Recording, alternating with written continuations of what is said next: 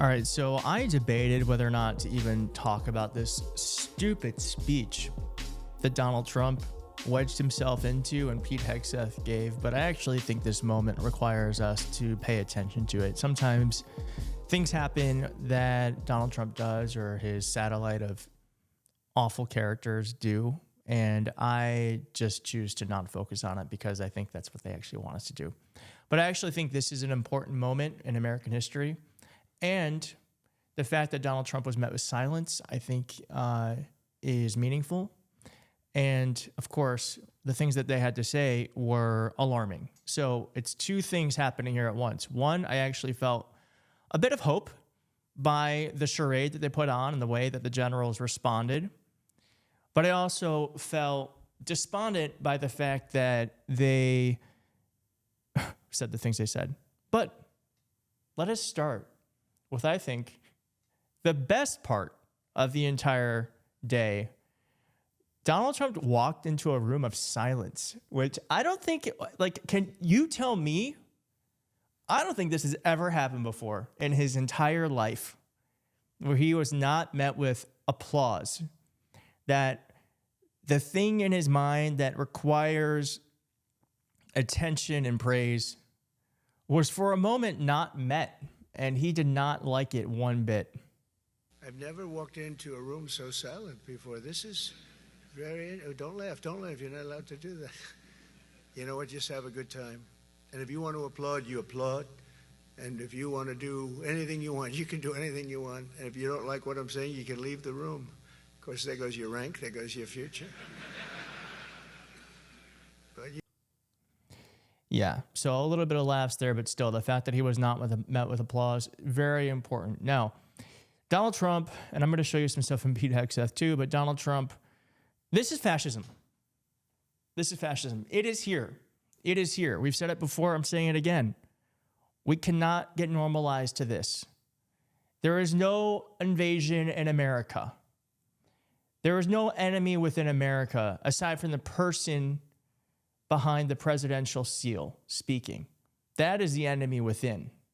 The person who's trying to do everything he can to defy our Constitution and our way of life. But here's how he put it. that's what it is.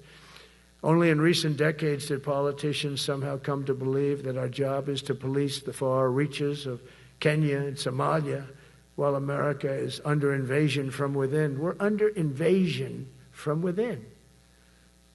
No different than a foreign enemy, but more difficult in many ways because they don't wear uniforms. At least when they're wearing a uniform, you can take them out. These people don't have uniforms. But we are under invasion from... We're not under invasion, not at least in the way that he says, but certainly the insurrectionists from January 6th have taken control. And whether or not we survive this moment is yet to be seen.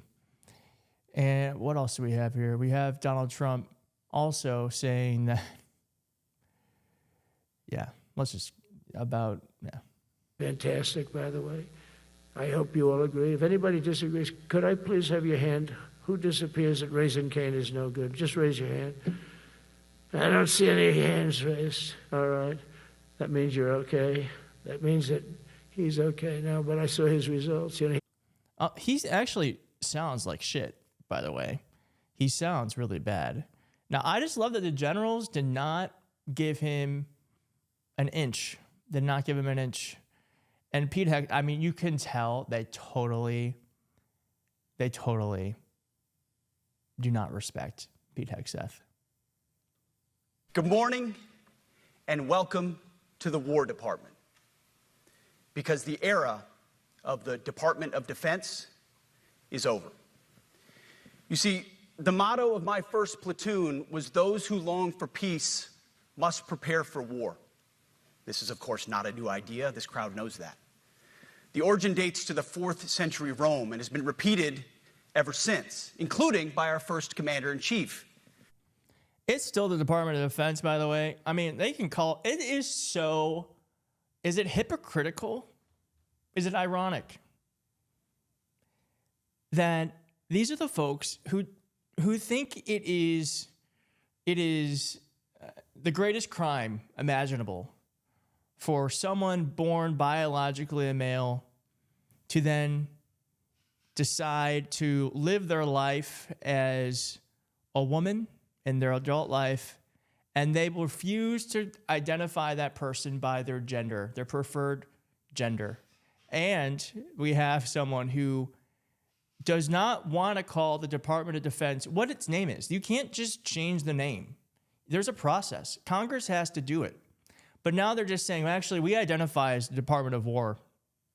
It is so ironic to me. It is so ironic. And we also have Pete Hegseth over here saying that they are going to get rid of beards. This is a 2-minute clip. I'm not going to play it, but that is the takeaway. They're getting rid of beards. And he also says if you don't meet the male level physical standards for combat positions, cannot pass a PT test, they don't want to shave like professional. It's time for an imposition. I actually think this is the beginning of their way to try to take people out of the military who are not 100% compliant to Trump instead of those who take an oath to the Constitution. I think that's exactly what he's doing here too, about making it so that women have to compete on the same level as men.